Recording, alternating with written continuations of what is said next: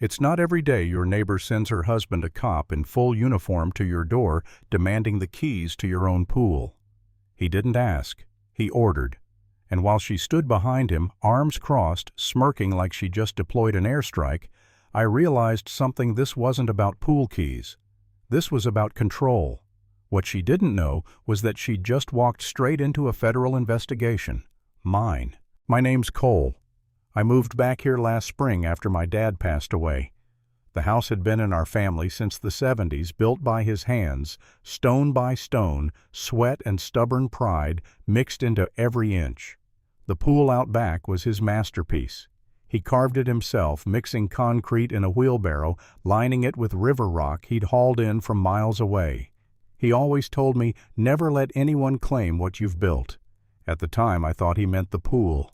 Turns out he meant something bigger. When I came home, I just wanted peace, someplace quiet to rebuild what my dad left behind. Then the HOA came knocking. 6 weeks after I moved in, there was a new board, new rules, same old power trip. Leading the charge was Karen Langford, retired realtor, self-appointed queen of property values, and self-certified pain in everyone's neck.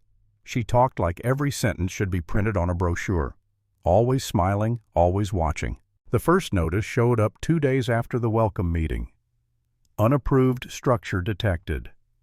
That structure was my dad's pool. Then came fines. Then more letters. Then tonight her husband, Officer Langford, standing on my porch under the porch light, hand on his hip, saying, "Sir, hand over the pool keys." I looked from him to her and back again. "You really sent your husband for this?" She didn't even blink. "You've ignored 3 notices. The pool belongs to the community." I kept my voice steady. "It's on my property." "Not according to her," he said, nodding toward Karen. She smiled. "Don't play dumb. You either cooperate or we escalate." I could feel the heat between us, him flexing authority, her feeding off it. I just smiled. Because while they thought this was about a pool, it wasn't. It was about power. And I'd spent my career dealing with worse. You see, before I moved back here, I worked in Federal Investigations Environmental Crimes Division. I'd seen every form of corruption there was, but nothing prepares you for suburban tyranny. After that night, things escalated fast. I started noticing the same cruiser parked outside my house every few nights, engine running, lights off. Then a drone appeared over the pool, then another. Karen called it community vigilance. I called it stalking. I started keeping records, photos, timestamps, every letter she ever sent.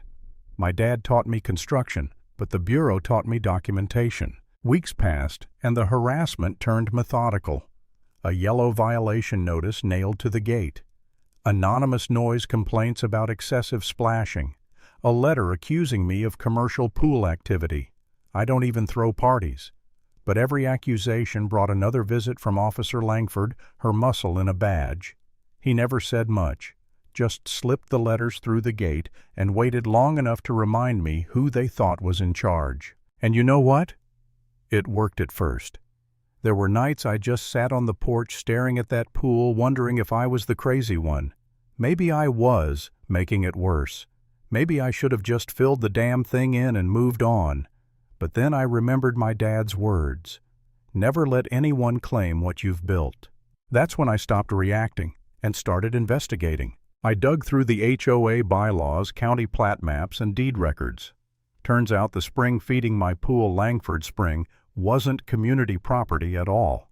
It was part of a federal watershed zone, registered in 1979 under my dad's name and protected by the U.S. Army Corps of Engineers. Meaning, no HOA, no self-appointed property queen had any authority over it.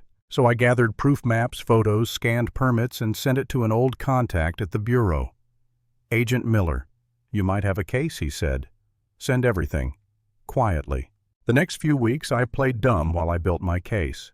I found the HOA's financial reports buried online, thousands of dollars marked as maintenance costs with no receipts or contractor names, all signed by Officer Langford, Karen's husband.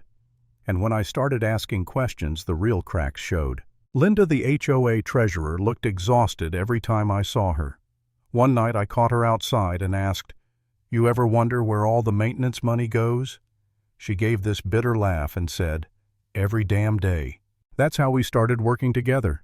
She brought me invoices from companies that didn't even exist anymore.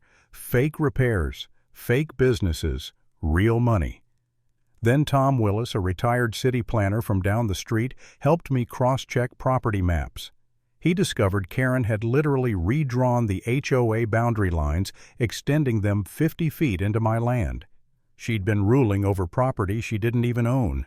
And still she didn't stop. Flyers with my address started appearing on mailboxes. Non-compliant resident. Community safety concern. She even slipped anonymous notes into my mailbox. Sell now before it's too late.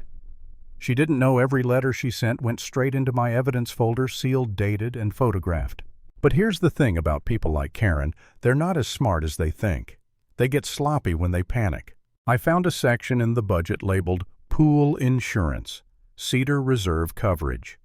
Out of curiosity, I looked it up. That insurance company had been dissolved 5 years earlier, meaning she'd been charging every resident for fake coverage and pocketing the money. I sent that to Miller. His reply was short. "Keep collecting. You're sitting on felony-level fraud." That night, Karen drove by in her golf cart, slow and silent, eyes fixed on my house. I just waved. She didn't wave back. For the first time, I saw fear behind her smile. Then came the cease and desist letter, taped to my door, stamped "Urgent HOA Legal Action." She accused me of unauthorized use of community water features. The signature at the bottom, her husband's, Community Enforcement Liaison.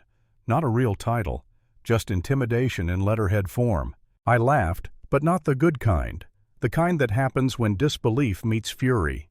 She'd officially crossed the line. That night I laid out every file. I had drone photos, fake invoices, maps, and a log of every time her husband showed up off duty in his cruiser.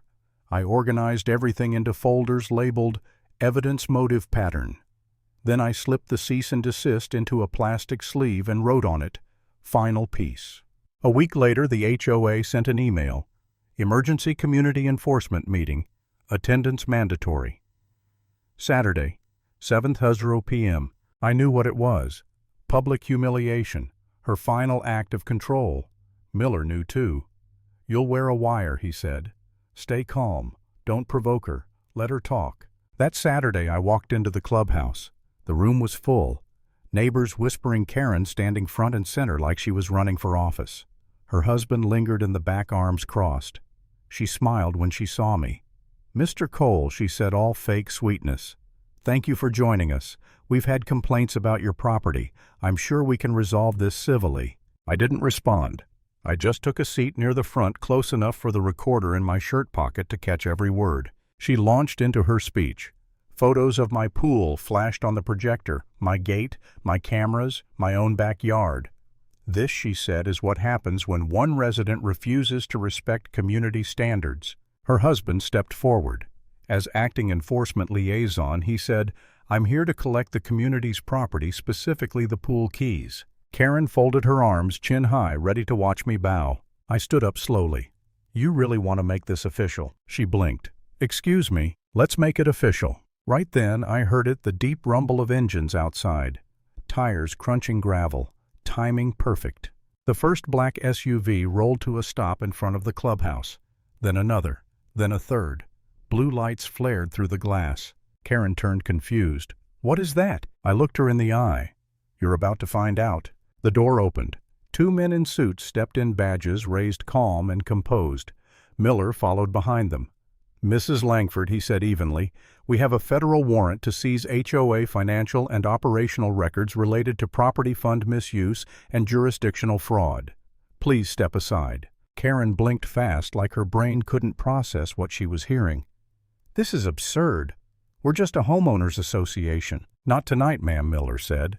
"Tonight you're under investigation for wire fraud, misappropriation of funds, and obstruction of federal property rights." Her husband moved toward his belt, but 2 agents closed in. "Officer Langford," one said, "you are not acting in any official capacity here. Step back." Karen's voice cracked. "You can't do this to us." One agent replied, calm as a rock. "Ma'am, we already did." The room went silent except for the hum of fluorescent lights. Neighbors stared, whispering. Linda, the treasurer, was escorted out to give a statement. For once, she looked free. Karen pointed at me, shaking. "He did this. He's been harassing us." Miller didn't even look up. "Ma'am, we have your signatures on 12 falsified invoices, 3 shell companies, and an expired insurance policy you listed as active coverage. I think you've harassed yourself enough." Her husband sank into a chair, eyes fixed on the floor. The badge that once gave him power now sat useless at his side. I didn't say a word. I just stood there, steady, letting the truth do what anger never could. When they read her rights, she shouted, "You don't understand. I was protecting the community." Miller's voice stayed calm. "By stealing from it." That broke her. Her knees gave out just enough for her to grab a chair. Someone in the back whispered, "About time." And just like that, the queen of property values fell from her throne. As the agents packed up files, I caught Karen's eyes one last time. She looked at me, pleading, terrified, finally realizing what I was. "You're not just a homeowner, are you?" she whispered. I shook my head. "No, I'm the reason they're here." The look on her face in that moment? That's something I'll never forget. They led her out first, then her husband. The blue lights flashed through the windows, bouncing off the water in my pool, outside the same pool she tried to steal. The same one my dad built by hand. Power changes hands quietly, but justice always makes a little noise. Miller walked past me on his way out. "You did good," he said. "Didn't do it for good," I replied. "Did it for peace." He nodded. "That's the best kind." When the room finally emptied, I stepped outside. The night was still. The only sound was the soft hum of the pool pump, steady and calm. I walked to the edge, looked down at the water, and saw the reflection of those fading blue lights ripple across the surface. For the first time in months, the water looked peaceful. They tried to drown me in paperwork. Instead, they drowned themselves in it. Because power built on fear always collapses under the weight of truth.